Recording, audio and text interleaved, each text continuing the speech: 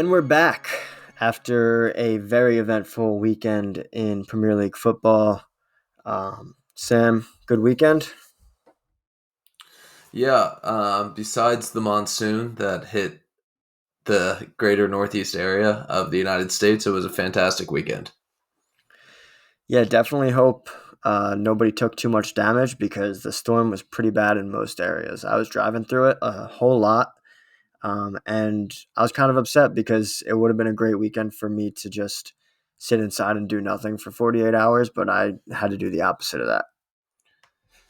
In vintage loyalist fashion, obviously, me and you are driving up to misconduct on a Sunday morning through very hazardous conditions while we're being told to stay off the road. Me and you are doing the exact opposite. Yep. Yep. Vintage us. Many a time we've had to drive through awful conditions, sometimes even together. But uh, we made it. We survived. That's all that matters. Had a great time at Misconduct Tavern watching the game. More so because Misconduct Tavern is a great place to watch games of all capacities, sports.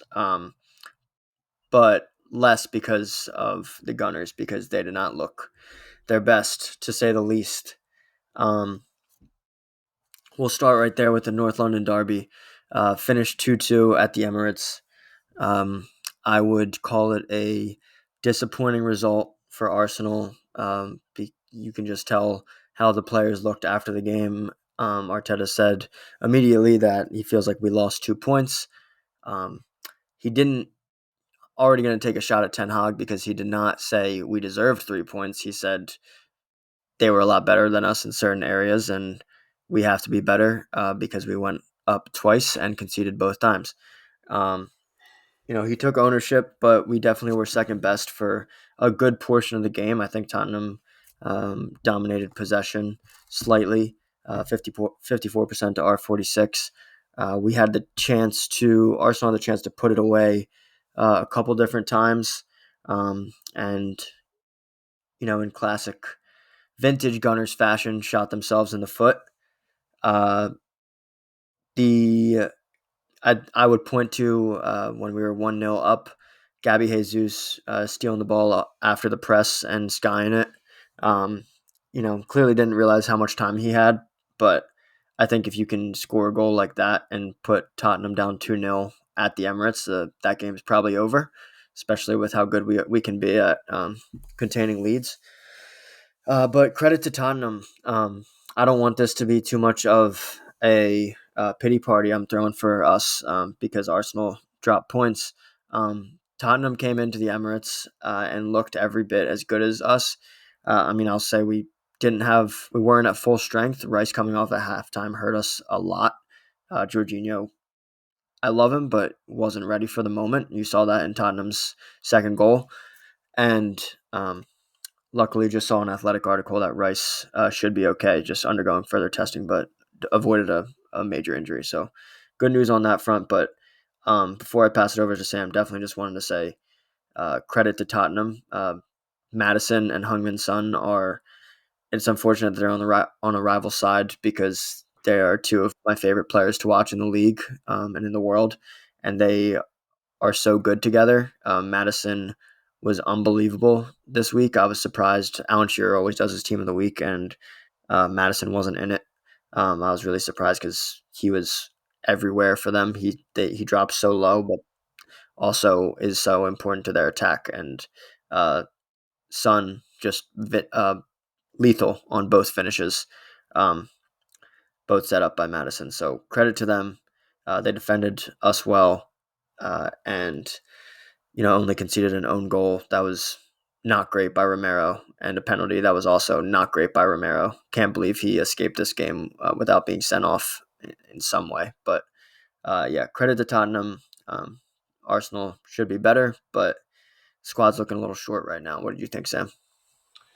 I thought it was a very disappointing showing from Arsenal. I think that they set out with a very good game plan and executed that pretty well in the opening 20 minutes. Really dominated the pace of play. and we're controlling the game very handily.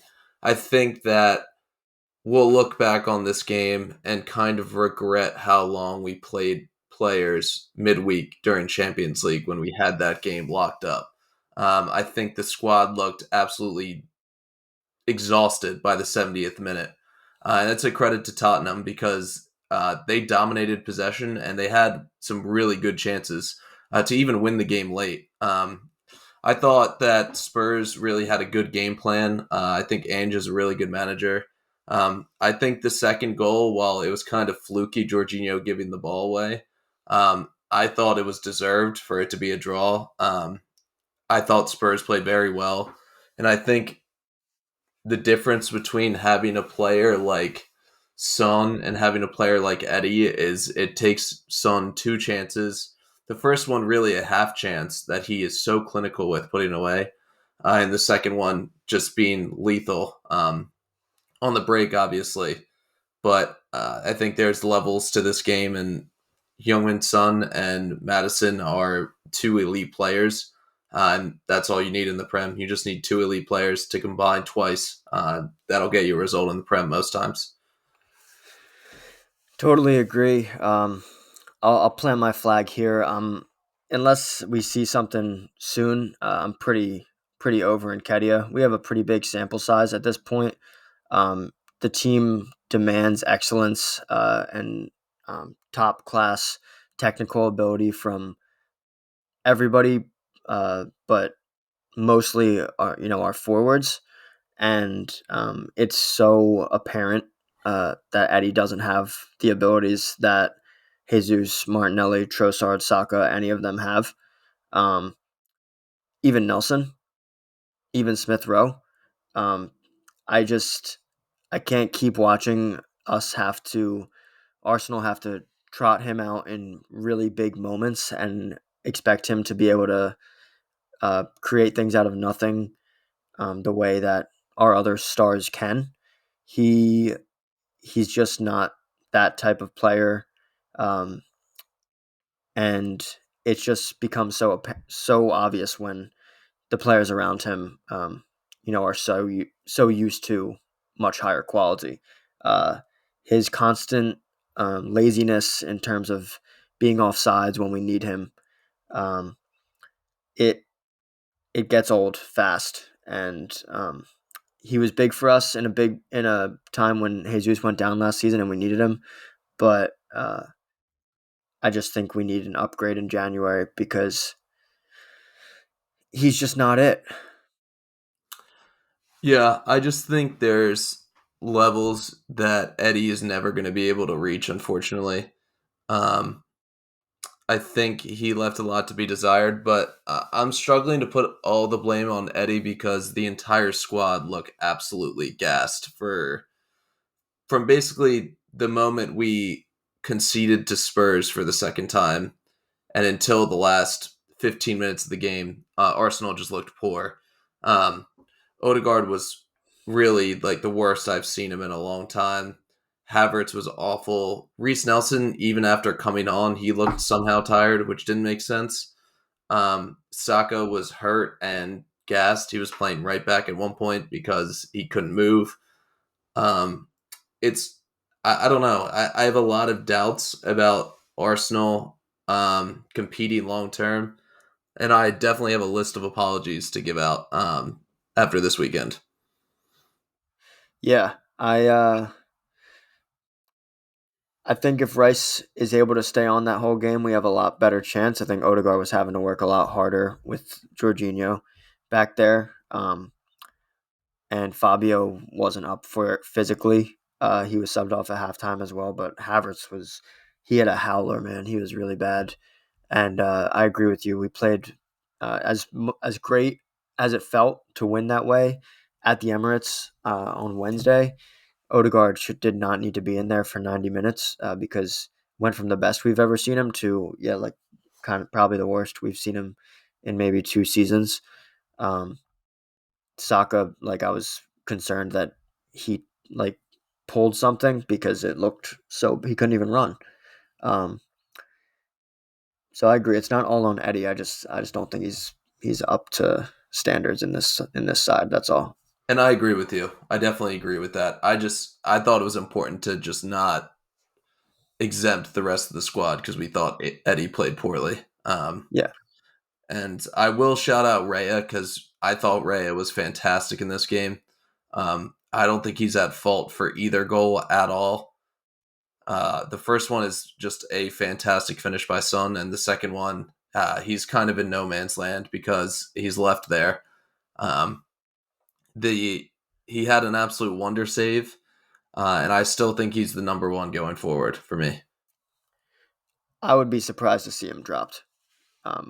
We got Carabao Cup on Wednesday against Brentford, so that's probably going to be Ramsdale. But in terms of going into next weekend, when Arsenal are up against Bournemouth, at Bournemouth, I expect Raya to be in net. I agree. Um, Overall, very disappointing. Uh, I think it was a great opportunity for us to stake our claim on we're pushing for the Champions League.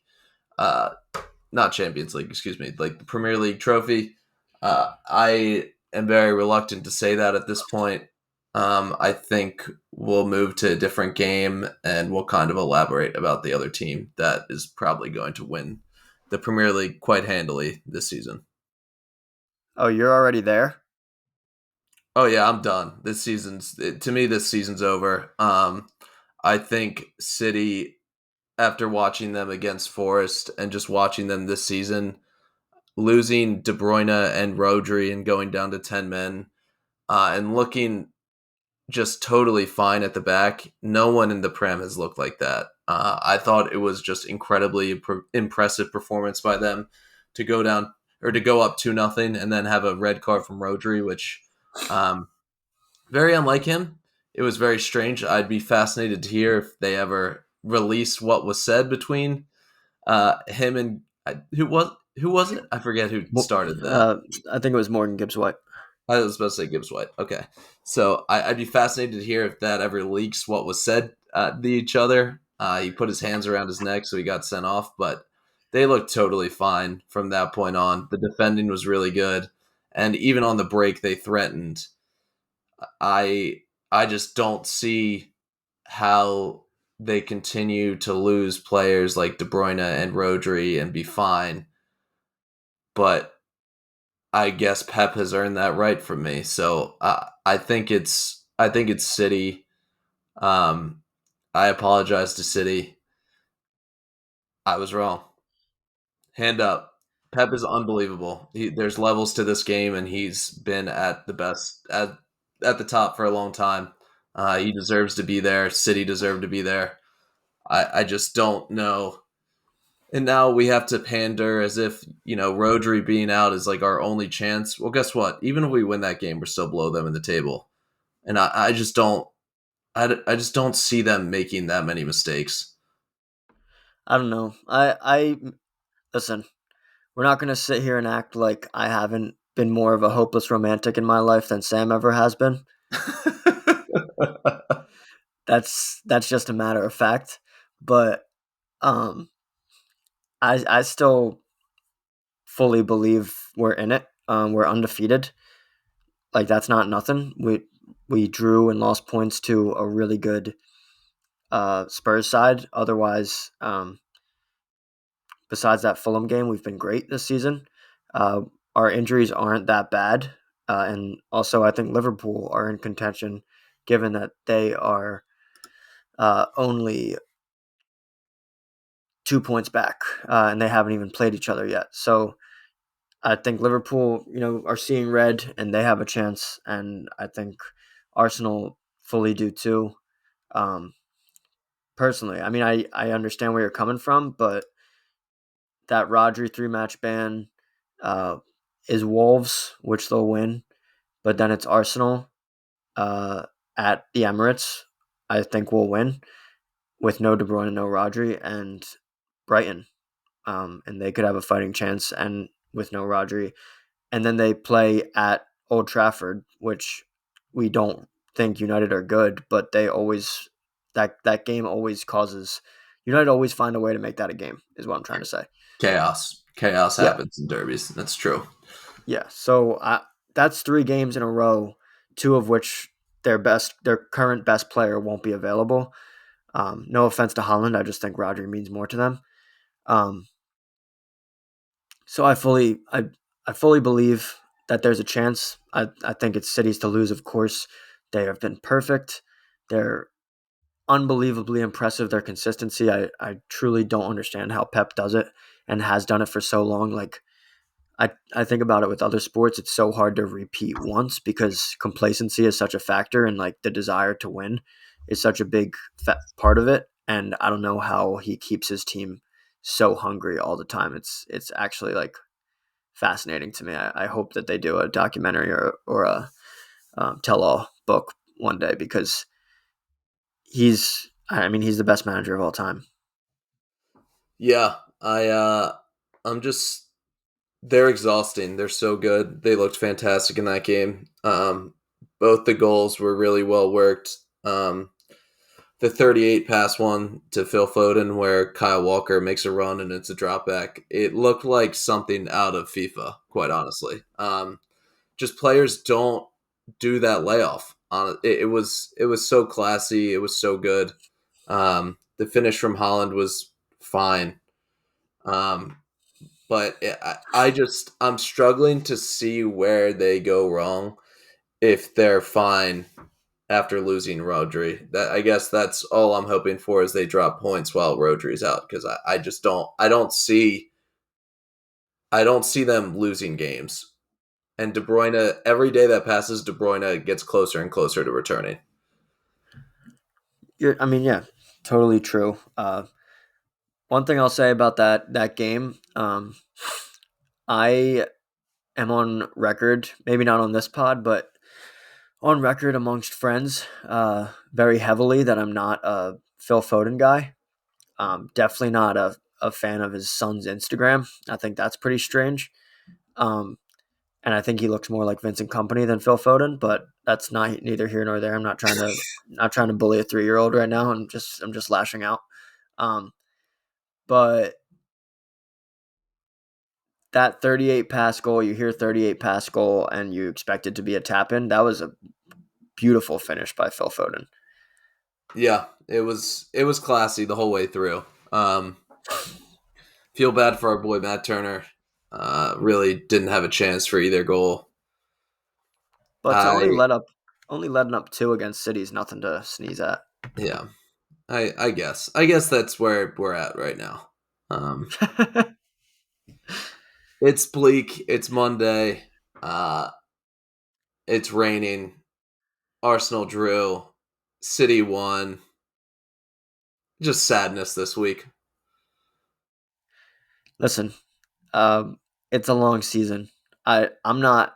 I'm Sam and I hadn't talked about this. I'm surprised to hear that he's already doom and gloom.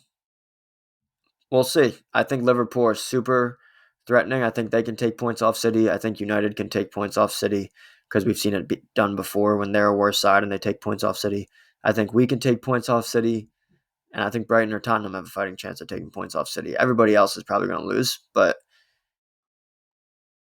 if they can drop a few times and lose some of this momentum that they have right now that they took from the end of last season, which they were also perfect uh, when they were trying to take the title off of Arsenal. Um, I think there's a fighting chance though. It's definitely we're we're not done yet. I refuse to believe that. I won't have fun watching this season if I believe we're done. I won't accept that we're done until it's done. But right now when you think about, roads to victory and paths to victory, and we already have to start looking at City's schedule and picking out times where they could potentially drop points, I think we're in a very bad place. Um, and just I hate what the Premier League is becoming if City win this title going away. I hope they don't more than anything. But man, they are good. And Expert analysis. it's hard to watch. I mean, it's such good football. It really is. Like and I want to hate them. I really do, but it's so clean and it's so smart, and the balls are so good, and the finishes are tidy, and even the part about Pep that I always like hung my hat on is like he can't get a team that's like tough enough for the Prem. Uh, Apologies to Pep because I was wrong. They went down to 10 men, brought on, made some subs, and were fine. Absolutely coasted. Actually threatened on the counter a few times. God, it's He's annoying. It's he's impressive. got he's got some dogs in this team. I agree with you. I will disagree and push back on saying if we're already looking at times that City can drop points, it's not a good look. I was doing that in like July, so um, Oh no, man. I hate them in the same way like I used to hate the Spurs watching NBA. You Yeah. know, like just so well coached. It feels like nobody I know roots for them or ever would, and uh, just play the right way. But like you don't want them to. You want to be able to hate them, but it's so hard to point at one thing because Yeah. they're just consistent. And uh, all I hate is how they got here with the owners. But like if we're looking at the on field product and what Pep is able to do, and what how he takes players and turns them into finds the best version of them, like Doku, like we talked about last week.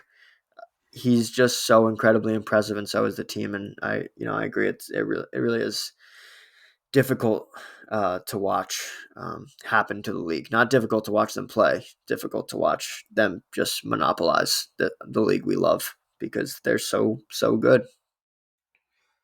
Shout out to Nathan Ake. He was good in this game. It's also just hilarious. Like De Bruyne and Ake were at some point on Chelsea. Now they're just putting City into winning trebles and stuff like that. So I just thought I should shout that out. I think Gvardiol, from what I saw, was really good too. That guy's a stud. They got a good one. He was tidy. He was very tidy. Ederson made a really classy save as well. So yeah, man, it's brutal out there. Good for City. Um, Boring league. I don't know why we care about it. Um, I don't yeah, know why we started a podcast about it. I don't get it either particularly. Um, but yeah, we're here.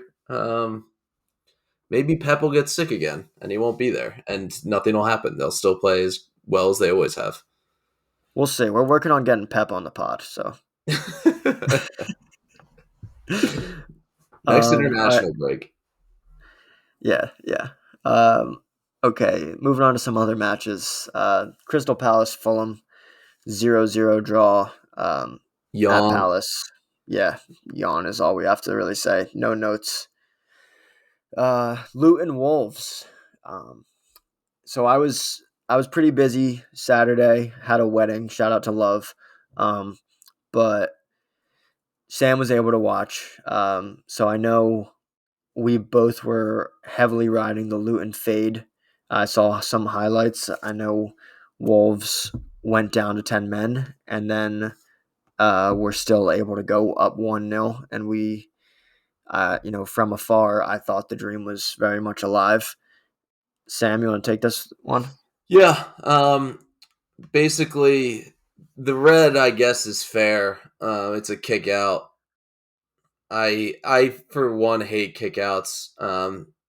Like players get called on each other, and then he's frustrated that the Luton player's holding on to him, so he kicks out, gets a red, gets sent off, and then at that point, I'm texting Jake, "We're dead. There's no reason to be here." Meanwhile, City are balling, so I'm like, "We're double dead. No reason for us to watch these games." And then Neto scores an absolutely delicious goal. Which, by the way, I'm just gonna put it on record. Neto to any bigger Premier League club, I totally see that happening. I thought he was fantastic in this game. And I think he plays well a lot of the time, and he's a big reason why Wolves have a chance of staying up. But would not surprise me if someone comes calling in January for Neto. His goal was fantastic, and then Wolves are in control for basically like 10, 12 minutes once they go 1-0 up, and then It's a deflection up in the air into a hand. It's a long VAR review, and then they decide on handball. Do I agree with it? Not necessarily. The ball's not going anywhere. Is his hand in a natural playing position? No, it's not. But I for one despise penalties that are given against the run of play like that, and really like are unlucky for the player. Deflects off his body up into his arm. I hate it, obviously, because I had money on Wolves, which didn't pan out, as did Jake. But the Luton fade is very much alive. I want that on record. The Luton fade will continue. I will find angles for the people on how we're going to fade this team. We will continue to root for their relegation. I'm sorry to all the good Luton fans. It's not your fault, but we're here to make money. The Loyalists fate is also very much alive because we went 0-5 this weekend. Yes. So shout out to any sharp listeners because boy did we stink. Yeah, tough. I do think they should just be an auto fade. I think it's just going to be profitable more often than not. Honestly, we got to just experiment with like parlaying them and their opponent and city and see what kind of value you get because that's probably something you could just roll over every week. I don't hate it. I definitely don't hate it. Um, from there we have Brentford Everton. I had Brentford in my last parlay. Yuck. Brentford at home, and what the hell, bees? Like, come Everton, on. they got ragdolled. Everton were just like, oh wait, we're a vintage, like we're a big club. I forgot, and like they come out of nowhere and they smash them. Decore was unbelievable from what I saw. that goal was Um, that goal was really well worked. Really, yeah, exactly what Everton need. I'm a big fan of Everton's left back Mikolenko. He was awesome. McNeil.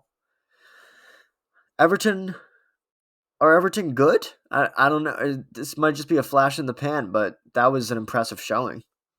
Um, Tarkovsky header off a corner, that was nice. And then our boy Dominic Calvert-Lewin, I'm sure he's going to be back in the England squad because he scored a goal. Um, I I don't know what to think of Everton. It was an interesting. It was an interesting game. I mean, Everton obviously deserved to win the game. I think Everton may just be.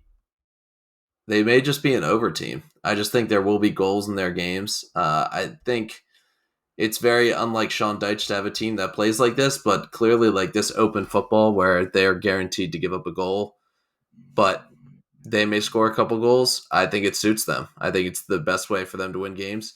And Ashley Young's still starting at right back. Just every time I see it, it just takes my breath away. So shout out to him. Yeah, he picked up another yellow this game. Something to monitor is the market for Ashley Young yellows. Um, maybe we could coin like a Loyalist weekly parlay, and it's an Ashley Young yellow and Luton's opponent and Man City to win. Um, all things that seem to always happen. Yes. Um, yeah, I don't know. I don't know what Sean Dutch even says to these guys. But Give me a Sean but Dyche impression. Give me an impression. I Do it. I don't have it. I wouldn't be right. Give me a week to work on it. Let me You don't workshop it have a the little bit. recipe voice for it. I don't even know. I don't even know what we're doing. um, That was good. whatever. Fuck the bees. Fuck Brentford. Done with them. This weekend sucked. Um, let's see what else was on the slate. Uh, Um, all right. So we've covered Luton Wolves, Brentford Everton, Palace Fulham, City Forest, and Arsenal Tottenham, and it's time for a um, couple. Well, I was going to say bottom half of the table clubs, but Man United worked their way up into eighth at the end of this weekend, right? they did. So Sam, you watched Burnley United. You had no, they're in ninth. I'm They're sorry. in ninth. Uh, Goal differential. That'll get you. that'll get you 3-0-3 start from the lads in Manchester. Sam, take it away because I did not see this game at all, and I didn't care Um, to watch highlights. Burnley were the better side very conclusively. They were better in every respect besides the scoreline. Um, Johnny Evans, an unbelievable assist. Just really well worked, kind of against the run of play, quite honestly.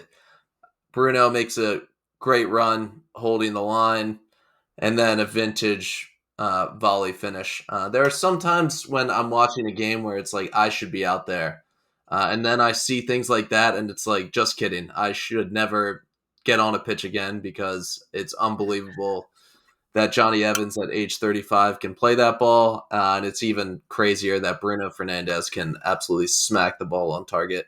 Um, it was a lovely finish. And then United just hung on for dear life because they were not good. I'll give Onana some credit. He was good in this game. I think it's telling you everything we need to know when I don't really have anything positive to say about United players. Um, Besides, good finish for their goal. Burnley, really unlucky. I'd feel pretty confident in Burnley are going to have a miracle escape. I think they showed flashes of this game where company is finally starting to make an impression on these guys, how they want to play. Um, and they were really unlucky to lose 1-0 in this game. I feel good about Burnley long term, and I guess for United, you take pride in that finish. You win 1-0 and you get out of there. But to me, prime time against the bottom of the table, you want to win more conclusively, and boy, they did not do that. Yeah. Uh, Listen, I'm sure their fans will take the 3 points and run. Take the clean sheet and run. If I'm a United fan, I hope that a clean sheet, despite it being against the bottom three side, um, is something for Onana to build off of. I believe it's his first one in United colors. Um, the goal was tidy. I don't know how you volley that like that and get it to be low bottom corner. That doesn't make sense to me. Um, Bruno's a beast. He is. It's unfair. People can do that, quite honestly. So congrats to United beating Burnley. Um, let's check. Let's take a look ahead at what United have coming up. Um, Pardon me. They have the League Cup. We all have the League Cup midweek. They have Palace. Um, oh, interesting. They have Palace this weekend too. Back to back Palace. So they got the sub squad Palace game with the League Cup, and then they're hosting Palace this Saturday at 10. In a game that's probably going to be tough for them because anybody half decent has been tough for them. Uh, maybe looking at I Palace. Maybe looking at Palace money line there. I can't I can't imagine you feel confident as a United fan coming out of this game. Guess the possession numbers for them because I just pulled it up because I remember how jarring it was at the end of the match. Against Burnley, Yes, I mean, just because I know how they play, I'm going to guess United had 37%. 38%. Okay, so they exceeded your expectations. Congrats to them. I know Um, ball. I know yeah, ball. you do. You do. Burnley had 4 shots on goal, 12 shot attempts, 1 yellow card, 9 corner kicks, and 3 saves. And United had 4 shots on goal, 11 shot attempts, 2 yellow cards, 5 corner kicks, and 4 saves. So they beat them in saves, yellow cards, and the scoreline. Hang the banner. Congrats to United. Um, Ten Hag's at the wheel. One, let's just have a quick conversation. I know we've probably spent too long on Ten Hag for this podcast. I just want to know your take on, like, are we on the same page that sitting back, like, do they just practice different counterattacking schemes? I'm genuinely like, I don't understand where the tactical, like super brain uh, from the fans comes from. he's taken heat. I Some of my United fans friends, shout out to Kev, made sure I saw that he has taken some heat because I never saw it on my algorithm. Um, but I just don't. I still see people backing him, and I'm not trying to criticize at this point. I'm just genuinely curious because it seems like they're always getting ragdolled, and now it's also to teams like Burnley. I haven't seen a game where they've dominated possession. I haven't seen what they look like when they try to. Um, they just let teams come to them and hope that they can get a Rashford or a Bruno, wonder goal on the other end to save them. I don't. I just don't see the tactics. Do you? I think maybe his team specifically doesn't. They're not suited into playing with the ball.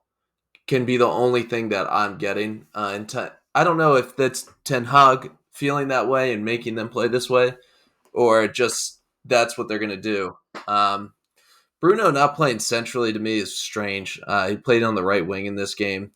Um, I get it worked out for them, but I think that he doesn't trust his squad to play with the ball, and he probably doesn't trust Evans or Lindelof to play out the back. Um, That would be my biggest guess why he's so reluctant to play with possession. If that, I will say this: I'd be fascinated to see once Varane comes back because he did get subbed on in this game. I'd be very interested to see if those possession numbers start to change and if it really was something tactical that Ten Hag didn't feel comfortable with them having that much possession. But I agree with you; it's uncomfortable to watch. No part of it looks good. It's not some kind of tactical masterclass that he's running right now. But I don't know if it's on his end or his players just can't keep the ball. That helps me a little bit. It could just be that he doesn't trust some of the personnel. How did Amrabat look? Oh, he looked bad. He came on very briefly for the end of the game to try and see it out. Immediately gave up a free kick right next to the corner flag. That Burnley actually got on target off a header, but it was saved by Onana. All right. Well, I did say I think he's going to be good in the Prem, but he is coming off an injury, and he hasn't. He came in cold late in a high pressure situation, so maybe Definitely a it's just tough stitch for him. It's not one of those like normal situations to bring on. I thought it was frankly strange that he got brought on. I Just saw because. that yeah, Go ahead. I saw that he was being brought on, and I was confused. Yeah, it was a strange spot to put him on. I agree. Um. Okay, so credit to United on 3 points. Whatever. Uh, on to Chelsea Villa. So we knew Chelsea were losing this game. We probably should have just squad rode the Villa money line. Chelsea are, for lack of a better term, a dumpster fire. Um, I'm glad I haven't seen any callings for Poch out. I hope for the sake of Chelsea fans that Bowley and the board are starting to learn that people need time, but I don't know how much time he needs because this team doesn't have an identity, doesn't have close to an identity. Um, they don't know what they're doing. They don't have any type of plan going forward, both in the short term and the long term.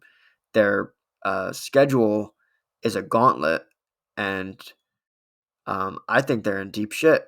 How do you think they looked?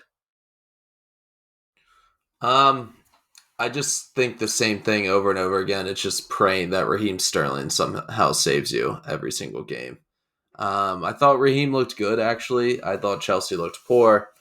Um, it's always for me. It's always tough to evaluate a match where a team's down to 10 men and they lose because it just completely changes the complexion of the game. Chelsea really needed a result here, though, and they won't feel confident. It was actually your boy Malo Gusto that got the red card, um, and it was just a bad tackle. They went to VAR to confirm it. Just really dumb. Um, and I think Ollie he's like Watkins. 19. Yeah, and Ollie Watkins scored on like a really fluky goal as well. He kind of like he shoots it, and then the ball falls back to himself, and then he finds the bottom corner. Um, Robert Sanchez looked good, so their goalkeeper looked good. That they got from Brighton, he looked good in this game. Made a few really classy saves. Um, I have so many apologies to make. It's hard where to start. Firstly, I'll just apologize to the listeners because I knew Villa would win this game, and I got arrogant and went for the sprinkle instead of just betting them money line. So, first, I'll apologize to the listeners for that one. Yeah, no, I should have. We should have just conferred a little better on that, not just jump to the fact. I mean, it wasn't like a dumb bet. Like Villa overs have been fruitful, but the smarter bet was absolutely just Villa money line because Chelsea have nothing going for them right now, and at least Villa have seemed up for it in every game that they've been in. I there was a moment where Caicedo had the ball, uh, and the announcer kind of like screamed Caicedo as he went to go hit the ball, and it was just a slow roller to Emi Martinez, and I like actually laughed out loud because they just want Caicedo to be something that he's not, and you can see that, and just God, it makes me laugh. I'm starting to feel bad for him. Like it's getting to early Pepe days, like where it's like, okay, this guy clearly isn't worth this much, uh, but he's got to play for this team, so you're gonna keep seeing him. You know what I mean? Same type of vibe as I got Yeah, uh, from Pepe back then. Um, Pepe, just thinking right now, Pepe for 72 million back then. I can't even imagine what that price would have been. So thank God that was 7 years ago or whatever it was, 5 years ago. um, God, that would have been nightmarish. Um, but no, I remember in January thinking Arsenal were getting him because Fabrizio said it was looking likely. And you know me, just in my bag, deep in the vaults of YouTube, watching like Ecuador highlights and yeah, being like, dude, this guy's gonna change us. He's gonna be everything we need in the midfield. And I really liked his game. I never like we were gonna pay 70, right? 60, 70. yes. And I was like, that's a good price tag for like diet Conte, you know. Um, but never in my wildest dreams would I have been like, that's a 120 million pound or euro player, um, and he's not. So maybe he will become one. Um, Interesting that they had Conte already, gave him away, who is just a better player and does the same things Caicedo does, but better, tough, but also older than 25. So understandable. Um, Yeah. Chelsea, I don't see where they go from here. The Sam and I were ahead of the game on this one, uh, talking last week about their schedule. It went viral. Their October 21st game, which I think is against Arsenal, onward. It went viral on Twitter this week, saying like they're in they're in deep shit, and they are.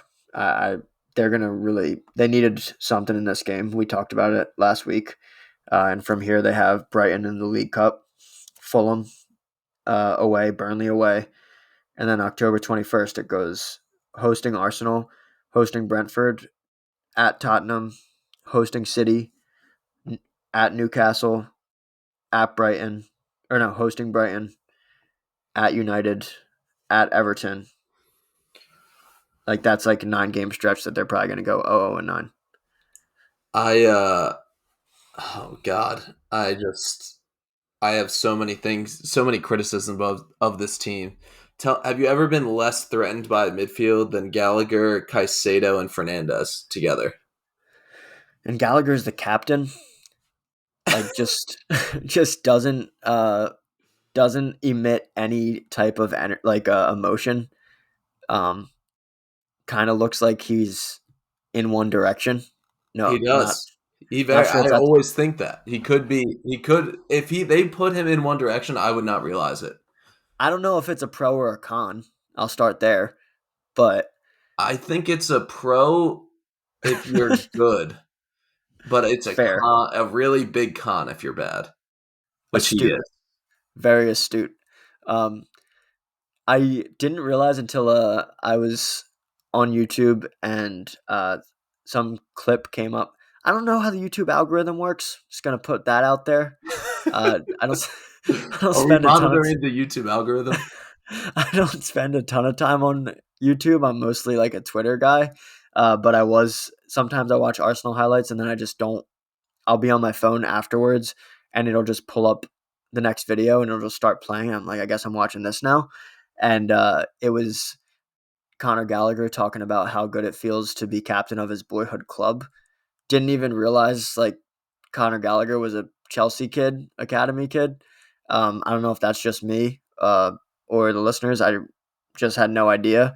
Um, he's like, yeah, just crazy to be put in the same vein as Frank Lampard and John Terry and guys like that. And I was like, yeah, dude, right? It's crazy. How is um, how is Thiago Silva not the captain of this team? The guy's 39. well, they said it was between Conor Gallagher and Enzo, and then Pochettino was asked why it was Conor Gallagher, and he said, paraphrasing, but Enzo doesn't speak English that well yet. Oh my god, that is so good. Oh my god, that's incredible. Really? That Yeah, happened? yeah, that's a fact. They were like, well, and he was like, Enzo's young. Um, I do think he has leadership qualities, but in terms of talking to the referee, I don't think he's quite there yet. That's that's the kind of stuff I need. Like, hell yeah. Hell yeah, brother. I that is so crazy because both of those guys like should be dropped realistically. Um, wow. Neither of them start for a Champions League side in their That current form. that is unbelievable. Do you want another just cool stat? Yeah, We'll just rounding out the Chelsea squad. Nico Jackson has scored one goal from 4.32 expected goals this season. Um, so turns out the guy that was built in a lab. Um, maybe you know what? Maybe they didn't test it outside this lab. Maybe they just made an error. It's not a big deal. they Uh, also never specified which lab. Could have been like a shitty lab. could have been the Wuhan lab. Deep cut, deep cut. Oh God, dude, they're in trouble. Okay, seriously though, Poch has got to be on the hot seat. Well, that's what I'm saying. Like, I didn't hear anything depicting that he was on the hot seat, which I'm kind of glad about because I am over these. Like, I don't want United or Chelsea to sack their manager because I think it takes time.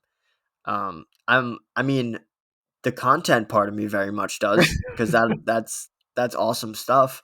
But in terms of like trying to be a glass half full, wanting the most for all these teams that we grew up, playing against and enjoying top level matches at the top level, I don't want them there to be such a manager carousel. Chelsea sit in 14th, and they're 1 win, 2 draws, and 3 losses. And I wish I had the stat right now. I should have saved bookmarked it, but I'll find it for next pod. It's been over 700 days since they've beaten a team in the top 15 of the Premier League, and that seems problematic. Right now, I saw that they're in trouble of not having a goal of the month this for the month of September. They're not in trouble; they just don't have one. Well, that's what I'm saying. They I think they have one more game, right? Yeah, It's something to monitor. they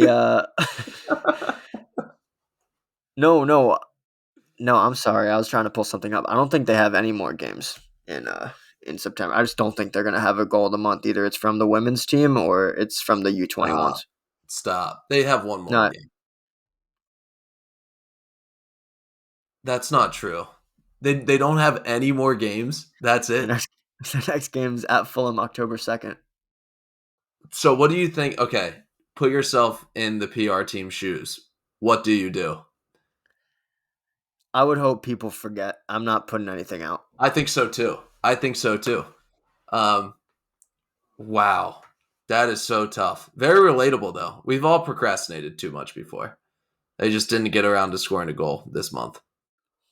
Neither did I. I mean, I did in Sunday League, but um, Oh, Chelsea have 6 wins in their last 38 Premier League games. So 6 wins in an entire season's worth of games. that rules, dude. I put them in my top four. Think about that. That was on you. I had them ninth, and I feel stupid about it. So I don't know where you were at. I, oh god, I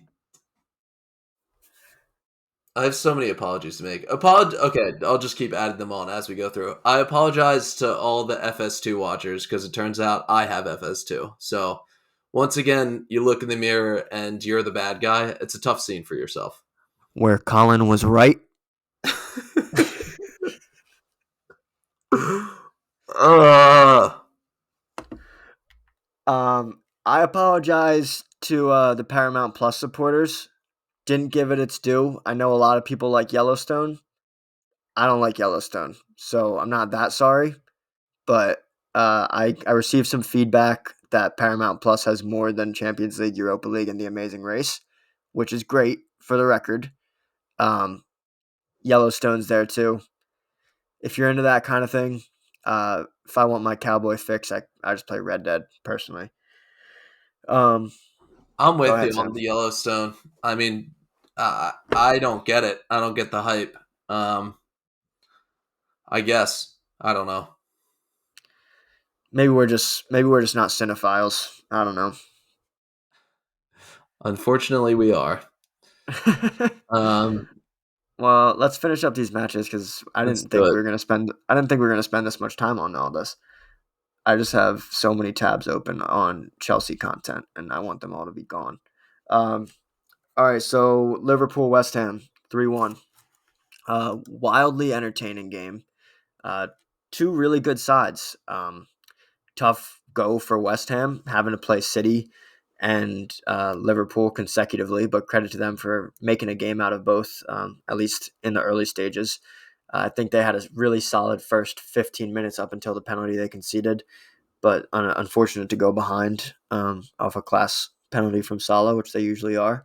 Um, I think West Ham can be really lethal though and catch a lot of teams by surprise. A lot of their goals come from either the counter or just a quick pass forward like this one. Bowen's goal was really nice, but I thought it was poorly defended by Van Dijk. Did you see how he tried to handle that? I Van Dyke is progressing at an alarming rate, and it's been happening for a while since last season. We talked about it in the preview for this season.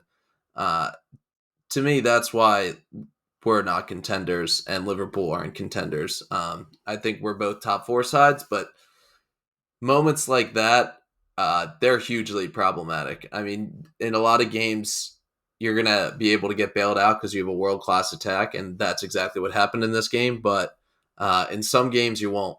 And I thought it was very troubling. I thought the same thing as you. I thought it was very poor from Van Dyke. Yeah, 100%. Um, he's You said it. He's been regressing at an alarming rate. He was bad last season. It was coming off of an injury, and it kind of just felt like he needed a bounce back year. Might have been a flash in a pan. Just a bad year for him, but he might just not be that good anymore. He's still a presence. Like he's always like his size alone just makes you kind of second guess uh, your game plan when you're in another opposing attack. But in terms of what he used to be, he's nowhere close to the quality on the ball and in terms of confidence going at forwards and wingers. Um, he just doesn't have a lot of the guts and ability that he had at his peak.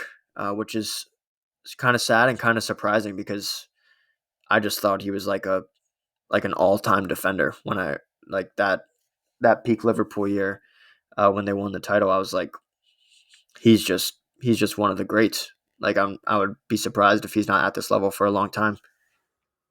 Yeah, and honestly, West Ham were unlucky to not exploit him in that first 15 minutes before they conceded the penalty as well. Antonio had a good chance, and Suchek had that header where Allison is just, and we've said enough about how good Allison is, but it just it's such a bailout card having a keeper that makes saves like that. Just delays you going down, and then you go up 1-0, completely changes the momentum. So credit to Allison as well. I actually have in my notes Allison is the best keeper in the world because Yeah, I think that's just a fact at this point. Um, it's funny. I towards the end of FIFA, I'm not sure if any of the listeners played Ultimate Team this last FIFA 23 season, but towards the end of the year, packs just were like totally filled with all the good players from the full season. So if you were just doing squad building challenges and stuffs, like trying to accumulate packs without spending money, you were probably going to get good players. And Kev, my buddy, and I both got team of the or no, one of the special versions of Donnarumma, but he was 99 rated and had like maxed out stats in every category. And we talked on there about how nice it is just to like not be able to blame anything on your keeper because you have the best keeper in the game. So like anything that happens, you know it's your fault because you know you just have the best keeper. And I feel like that's probably how Liverpool defenders feel because Allison is he's a tier above everybody else, in my yeah, opinion. totally agree. Um, what did you think of the ball from McAllister? Was also awesome. We talked about him kind of being a bargain at that price. For Just sure. a delicious assist to Darwin Nunez. Nunez. What do you think of Darwin Nunez? Because I hesitate to put him in that top bracket because even right before then, Salah sets him up for not a sitter, but a very good chance. And he kind of blazes it over the bar in a hurry. But then McAllister plays that ball, and then it's a very athletic finish. Um, I don't know. It's hard for me to evaluate a player like that. I've always really liked him. I thought this season was going to be really big for him, especially after kind of underwhelming, uh, not even kind of like very much underwhelming last season because he was great at Benfica and then was incredibly mid for Liverpool last year. But he showed a lot of stuff that I like in my forwards, and he's incredibly quick. And when his touch is right, it's brilliant, and he looks like one of the best players in the world. But he uh, far too often is just shooting it into the stands. And he did, like you said, he did that with a what should have been a goal or what is a goal for all the top strikers in the Prem.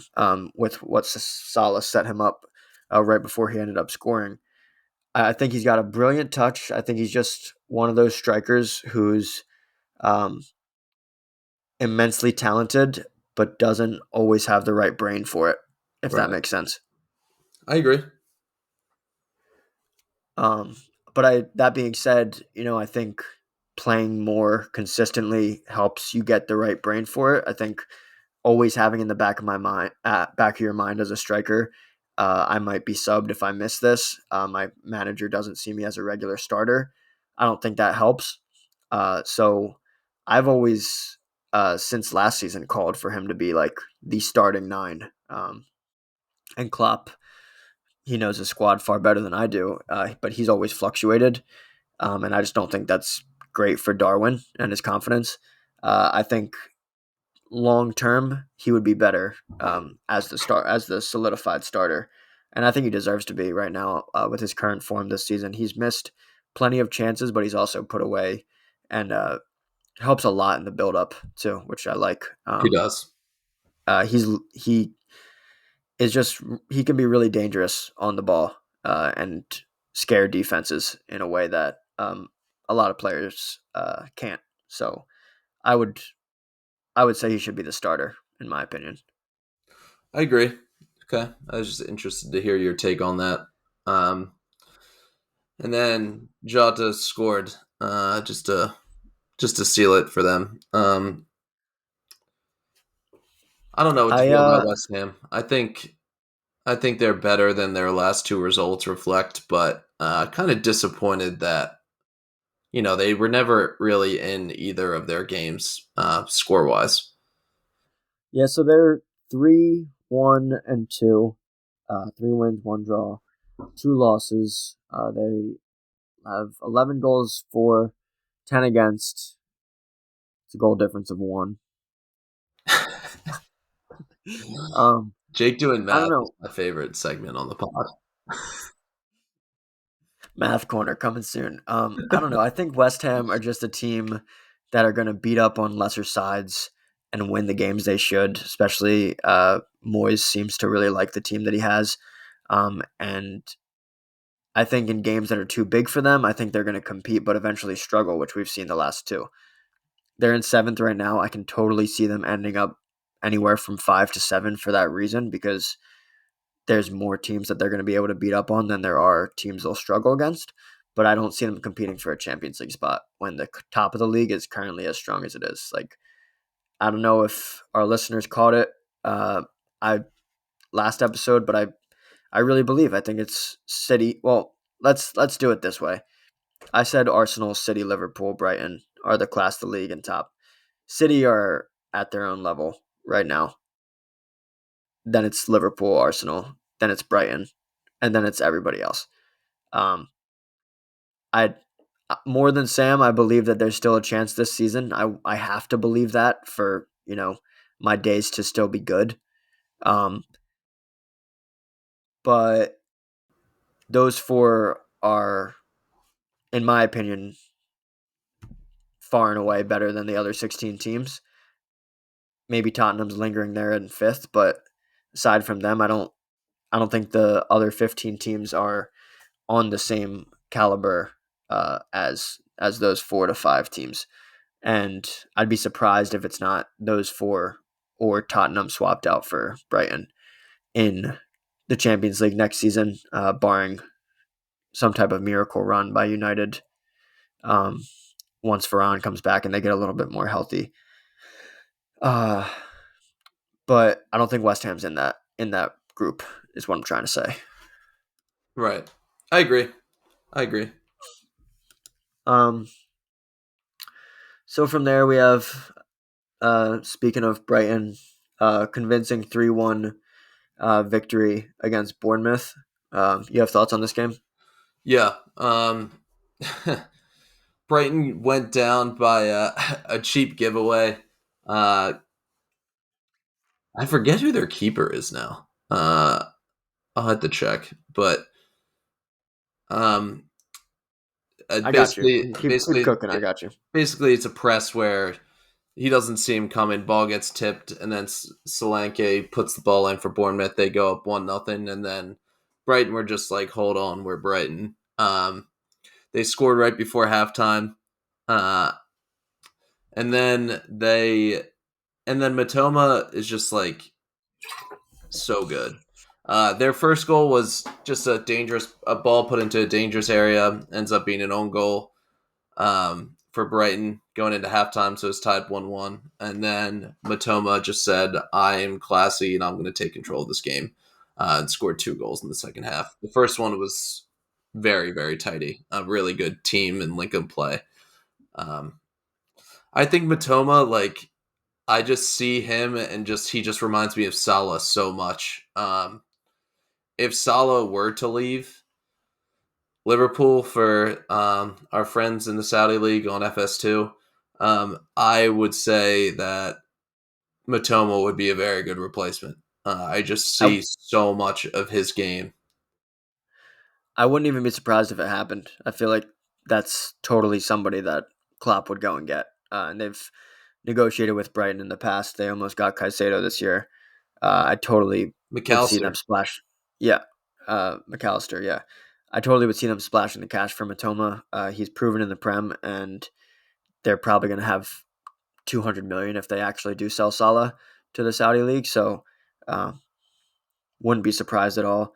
Their keeper, Brighton's keeper is Bart Verbruggen. So you Duh. are you're an idiot for not knowing that one. um, how did uh, loyalists man Dahoud look? He looked good in this game. He was pretty involved. I mean, just the star of the show was like clearly Matoma. That was the thing. But yeah, Dahoud looked fine. I thought he was good. Solly March was on the bench for this game. Um, and Evan Ferguson started for this game and came off for Ansu Fati. But Matoma was just so good, and that second goal in particular, I don't know if you saw it, Jake, but I'll send it to you. It's very very easy on the eye for sure. I didn't. I after the Arsenal result, I needed some time. Checks out. Checks out. My dad's really into ducks, so I went to his duck show, um, right after Arsenal dropped points to Oh, Tottenham. duck off, would you? Oh my god, it was so much fun. It was great to see him. Always great to see my parents. Love him to death. Duck's not really my thing, so can confirm not a duck guy. Um, anyway, on to the other game. Fireworks. Speaking of exciting events, uh, Newcastle Sheffield. Newcastle becoming the first team to ever have 8 different goal scorers in one game in a Premier League match, shelling 8 past Sheffield. Like amazing that no two of those goals came from the same guy. Uh, it's just hilarious that we sat here and we are like, "You coined it. It's a who's who game," and boy did they show us. You gotta imagine Eddie Howe had our podcast on the board before this one, because Newcastle, holy hell! Hey man, just chill out. That was a lot. Uh, I I mean, I'll be honest. I missed the first 4 goals, and I still saw 4 more. So that tells you everything you need to know about this one. Can't Um, be upset about that. yeah, Sheffield. First off, Sheffield, like to have this happen in your own building is like a total disgrace. What a breakdown! Unbelievable. And they really laid down after the 4th goal. And I know that's easy to say, but my God, have some respect for the fans that are paying money to be there. Uh, and just like for the badge that you play for. Because like when I say they laid down, they like completely laid down. Almiron's goal specifically, uh, he just kind of he passes the ball once and everyone just kind of looks at each other and says, let's just not track him. And he runs directly on the center of frame, honestly, of the goal. He runs that way for 15 meters untouched and just an easy goal. It was jarring to watch. And honestly, if I'm Sheffield United fan, like I don't know what I do. It's the worst loss I've ever seen. Um, I don't know. I don't know if you sack the manager. I don't know what you do. I hope people get their ticket money back. I know that Prem fans, that's happened to them before, but for that to happen in your own building is like absolutely unacceptable. Um, for a Newcastle team that we don't really rate that highly. Yep. And I guess Newcastle are who's who. That's that's my biggest takeaway. Newcastle are them. I think if I'm Sheffield, I start by selling Ivan Toney to Arsenal in January. I think you pick up a promising young striker in Eddie Nketiah who doesn't have a gambling problem and is worth every bit of 35 million euros. And maybe take another 25 mil on top of that for Ivan Toney, who is just his head's not in the right place. He's been suspended for 6 months, um, and apparently he hired a new agent and asked him how to get to Arsenal. So I would address that first and foremost.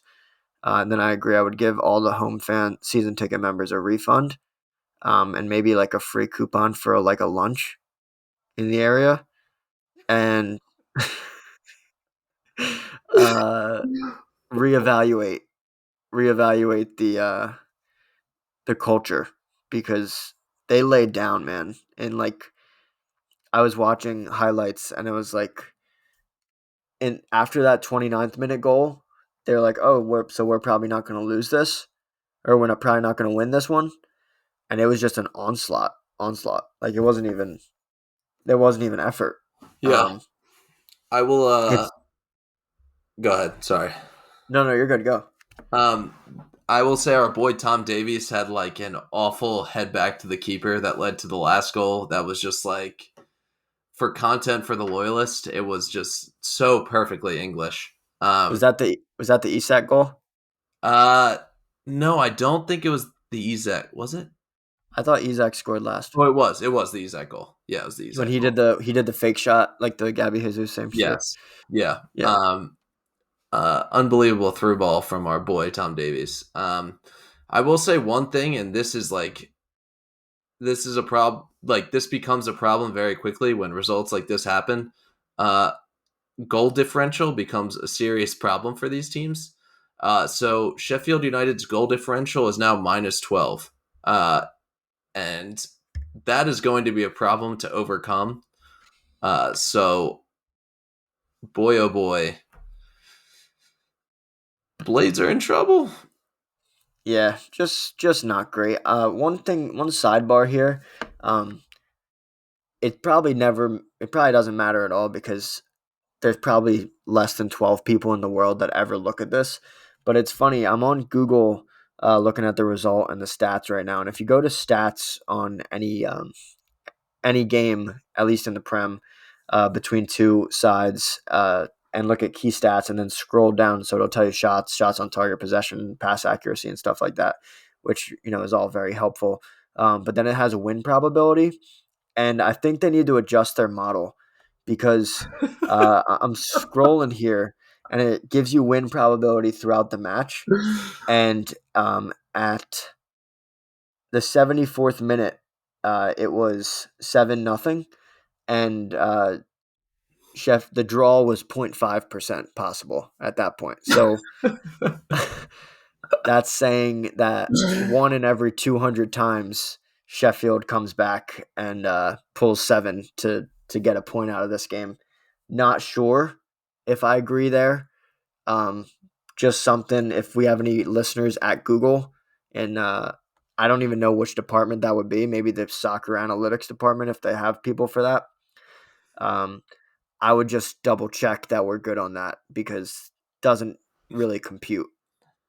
I you know, oh god, it was a who's who game. They could have scored a quick 7 and gotten back in it. Um, Then we should wouldn't know who's who though. That is true. That is true. I don't even know. Do you throw praise on Newcastle? I don't know what you're supposed to do in this situation. I feel like No, Sheffield, you got to just field a completely different squad for your next game if you have any pride on who you are. I'll say that. yeah, I agree, and I think I I want to give praise to Newcastle for like I don't know. I feel the same way I would feel if they like beat I don't know, uh, Chelsea 4-0. Like because it was like it feels like a 4-0 win because of the way Sheffield just laid down and let them have it. Yeah. Like it was like they just stopped running because they were like it was a really it was a performance that really lacked any type of pride by Sheffield. So one to throw away. Um, absolutely. I do have to say, Newcastle, just some funny talking about FIFA stats 15 shots on goal, 22 shot attempts. That is absolutely crazy. Yeah, and I guess that means Sheffield's keeper saved seven. and let in 8.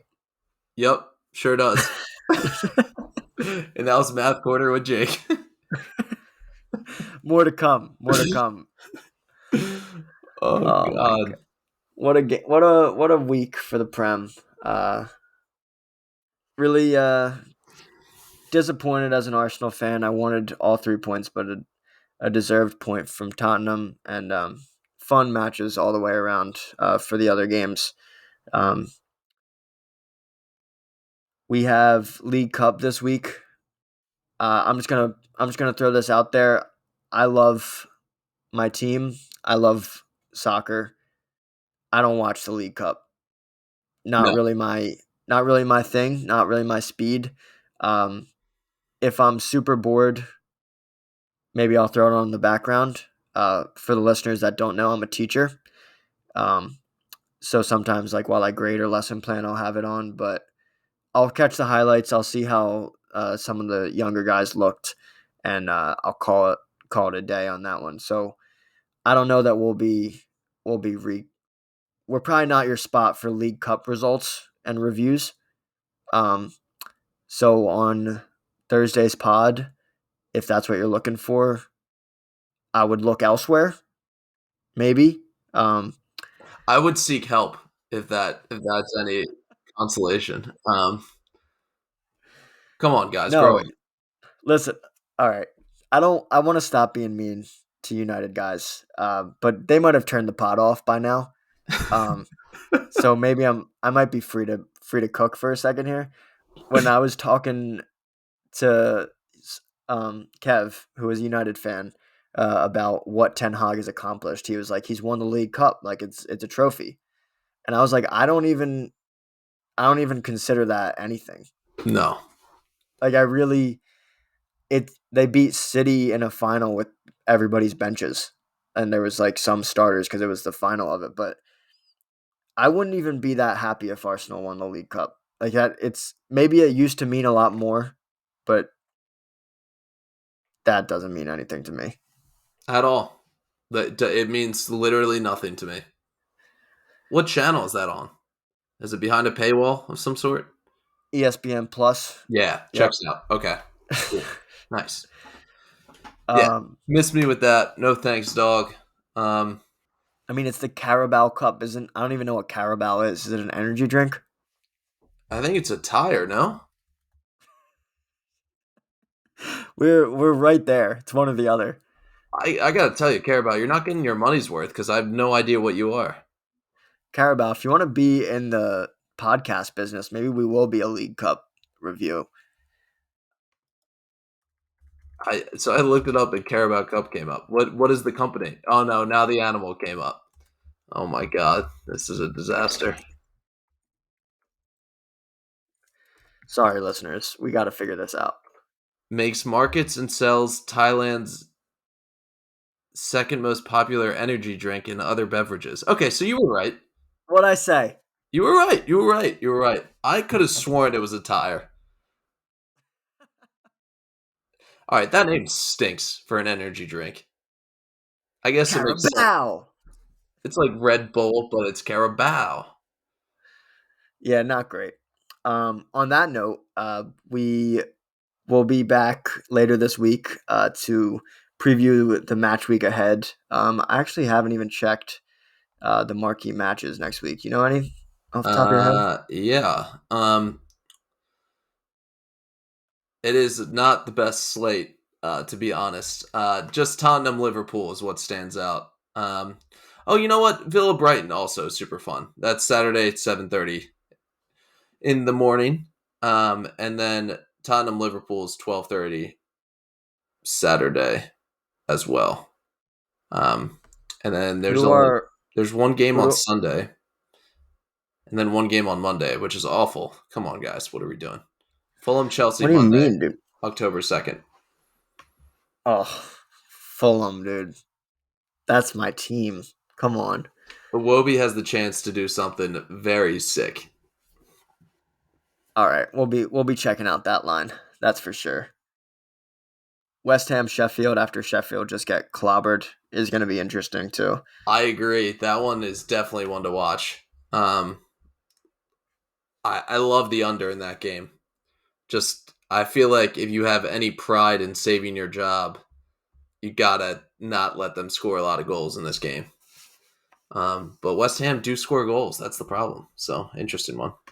No, but you're right though. I'm looking now. It's really not like the probably one of the least fun match days or match weeks of the season. Considering the following week, a little bit of a look ahead. October 7th and 8th, we have that's 2 weeks from this past weekend for the listeners. We have Brighton, Liverpool, West Ham, Newcastle, Arsenal, City. So that's going to be a great one. Yeah. And a relegation 6-pointer in there too. Everton Bournemouth. That's a fun one too. Yep. That's in the week after next, weekend after next. Um. Okay, so I think that's all we got. You got anything else? No, thank you to Misconduct. We appreciate you letting us stop by. Yeah, had a great time. Chicken tenders were awesome, Fantastic. delicious. Special sauce included with fries. I'm normally the type of guy that asks for that. Didn't even have to. Just threw it on the plate. Really love to see that. Deleted a couple Bud Lights and watched my team capitulate into a draw that they might not even have deserved. So thanks. Um, Oh. thanks. We'll be back. I guess, yeah, that's the point. We'll be back for sure. We will be back. And we'll be back on your Spotify and Apple Podcast feed on Thursday evening, most likely, if not Friday morning. So thank you. Thank you for listening. Again, hit us with feedback. Please share, review, and international break.